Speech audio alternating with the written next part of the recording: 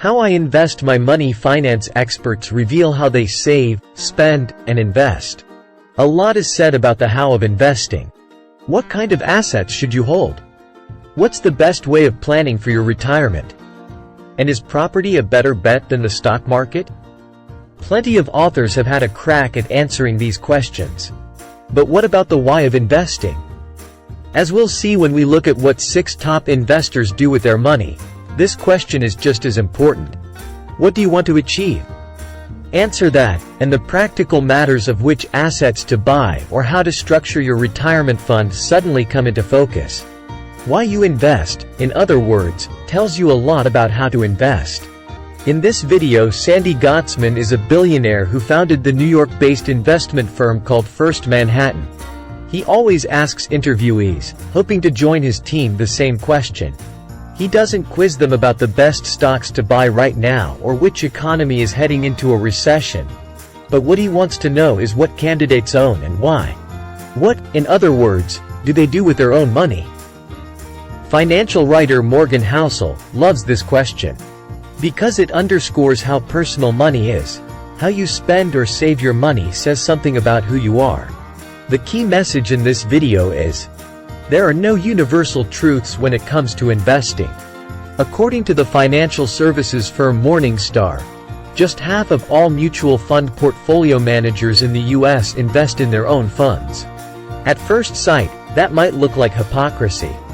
If those funds were so great, wouldn't the people managing them put their money where their mouths are and invest in them too? Not necessarily. We can see why by turning to an article titled How Doctors Die, published in 2011 by the American professor of medicine Ken Murray.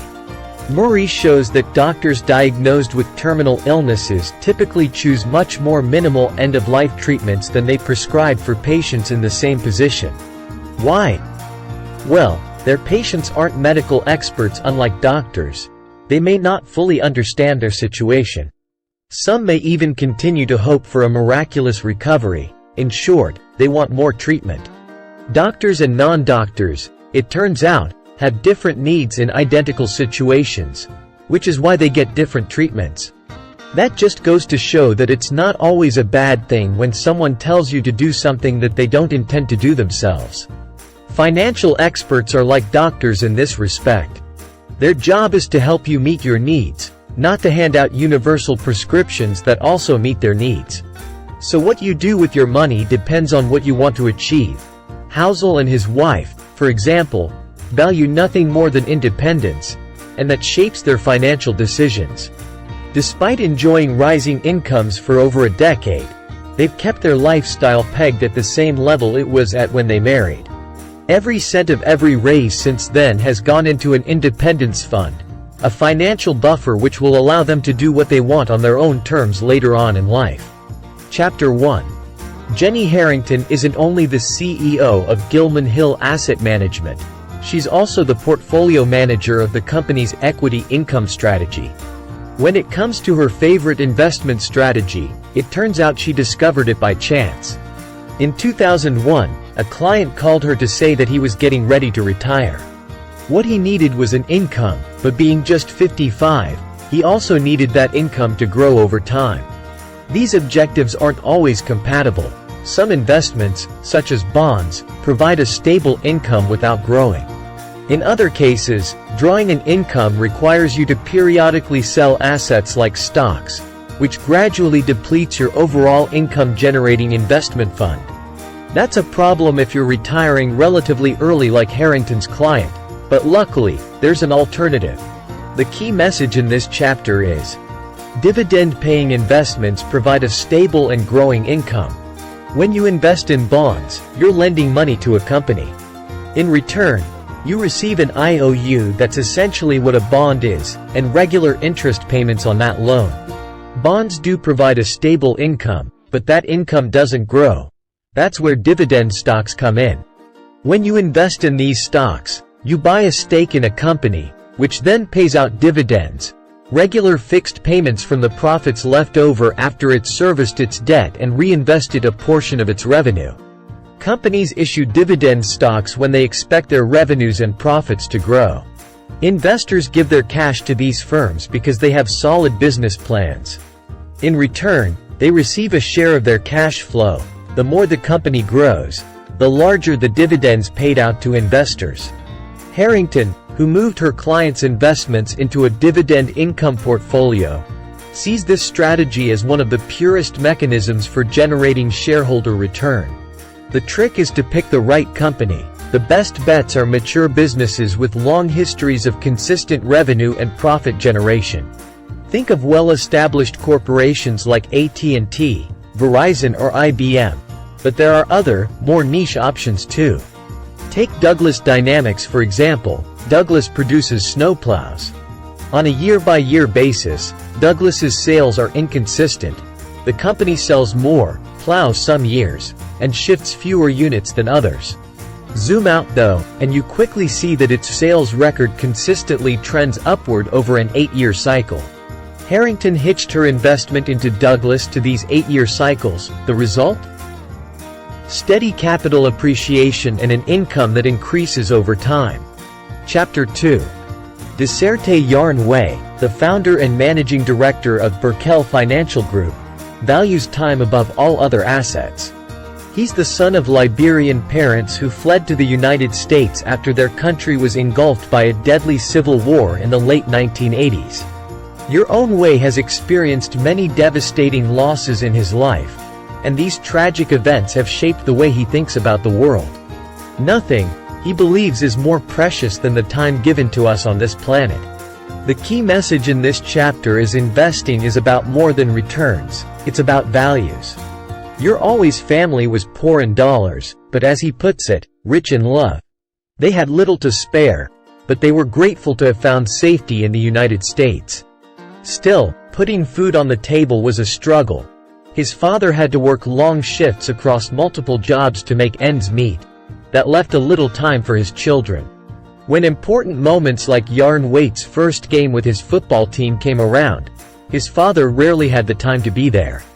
After earning his spurs with larger financial services companies, Yarn founded his own company in 2015, the Berkel Financial Group, and made himself the sole equity owner. This investment allows him to do two things.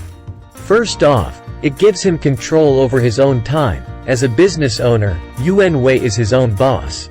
He gets to decide when he needs to be in the office and when to shut up shop. He calls this equity in time. It's a form of wealth that gives you something money alone can't, the ability to be physically present during life's precious moments. When he marries and has kids, Yarn wants to be the kind of husband and father who always has time for his family. Investing in his own company also allows him to fulfill the role of a servant leader. As he sees it, actions, not words, determine who we really are.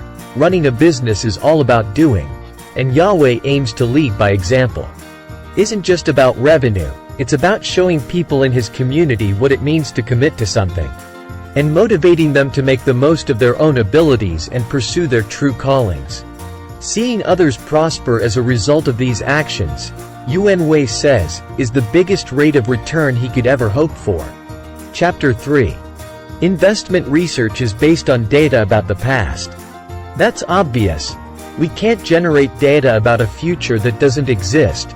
Obvious truths, however, often have profound implications. Lots of investors try to create portfolios which contain a mix of assets ideally suited to the market. Other investors, by contrast, argue that the optimal portfolio is a pipe dream. Because we're investing in a future that is by definition unknown, the data that informs our decisions is always out of date. The optimal strategy, then, can only be known in hindsight, at which point it's too late anyway. For some, this might sound like a counsel of despair. If we can't make informed decisions, how are we supposed to rationally manage our investments? Ashby Daniels, an advisor at Shorebridge Wealth Management, doesn't see it that way. The key message in this chapter is, keeping it simple can yield long-term rewards.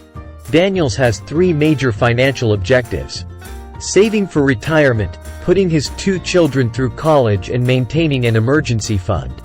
These are all long-term goals, and his short-term needs are covered by his income. This fact shapes his view of investing.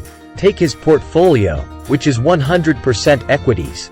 Shares bought and the expectation that they'll rise in value, at which point investors receive the monetary difference between their investment and the current price. Equities are a divisive topic. The main objection to them is their volatility. Their value goes down as well as up. Sound investments do pay off eventually, of course, but getting to that point can be a nervy journey. Investors sit on the sidelines, watching their stocks appreciate and depreciate and don't get a single cent until the market says so. But as Daniels points out, there's a trade-off here. Lots of investment vehicles, like government-issued bonds, are designed to reduce volatility. But anything that lowers short-term volatility also lowers long-term gains. If you have the stomach for this emotional roller coaster and the patience to wait, that market out. Equities can give you something few other investments can: huge windfalls. What about the risk of being wiped out? Daniel's solution is to invest in a diversified mix of index funds. Index portfolios give you broad market exposure and mean you're not pinning all your hopes on a single winner. The next step: be patient and resist the urge to tinker with your investments. Remember, when you try to beat the market, you also risk underperforming the market. Chapter 4. Financial consultant Tyrone Ross is widely regarded as an up-and-coming talent destined to change the face of wealth management. But he only learned what the stock market was when he was 26, after growing up in poverty in what he calls a financially illiterate home. Ross worked a series of odd jobs until he one day found himself interviewing for a position at a financial firm. How? His future boss asked him. Would his experience as a probation officer help him on Wall Street? Ross can't remember what he said, but it must have been persuasive. He got the job. It was the start of a steep learning curve. Here's the key message. Mistakes are inevitable, but they can also open new doors. How does a 401k pension plan work? Ross had no idea when he started out on Wall Street. When he found out, he set one up for himself but quickly emptied it to fund his increasingly lavish lifestyle. It was the first in a series of dumb financial moves. He bought flashy jewelry and a fast car. He was earning more than at any other point in his life, but his paychecks barely covered his expenses. His credit rating started plummeting. Something had to give. The answer to Ross's problems came in the form of a move to a chop shop, an old-school Wall Street operation in which grunts cold call potential customers and pitch speculative investments. It wasn't glamorous, but spending the day trying to convince people to buy stocks taught him how the market works. The job was supposed to be a temporary stopgap, but it ended up opening doors. Ross's newfound knowledge of the stock market landed him a position as a trainee advisor at Merrill Lynch. It was there that he became a full-fledged investor. He set up a new 401k and bought a ton of Bank of America stock. He was now working with wealthy families who he advised on financial planning and gradually learned how America's richest individuals make, multiply, transfer and protect their money. In 2017, Ross quit Merrill Lynch and established himself as an independent investor. The majority of his investments are in crypto assets like Bitcoin. While the rest are divided between retirement and health savings accounts, it's a risky spread, as Ross himself acknowledges. But he's still young and single, which is why he's happy to bear the risk. Chapter 5. Investing is a serious business. Some investors, however, take it too seriously. They fret about the market and obsess over what their money is doing. They check their portfolios 10/15 or even 20 times a day.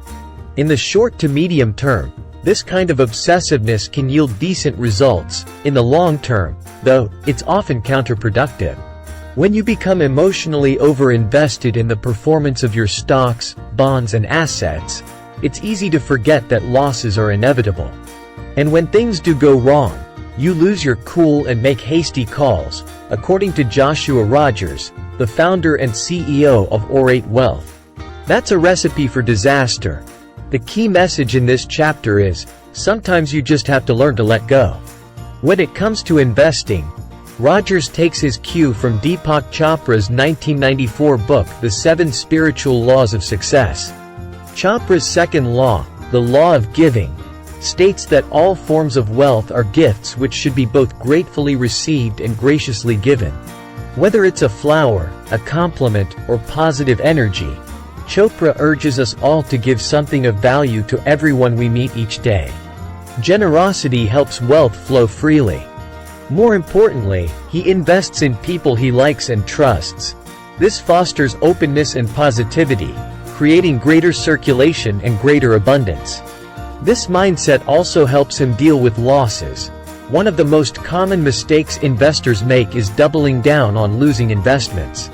This isn't just a matter of throwing good money after bad, it's also a question of opportunity costs.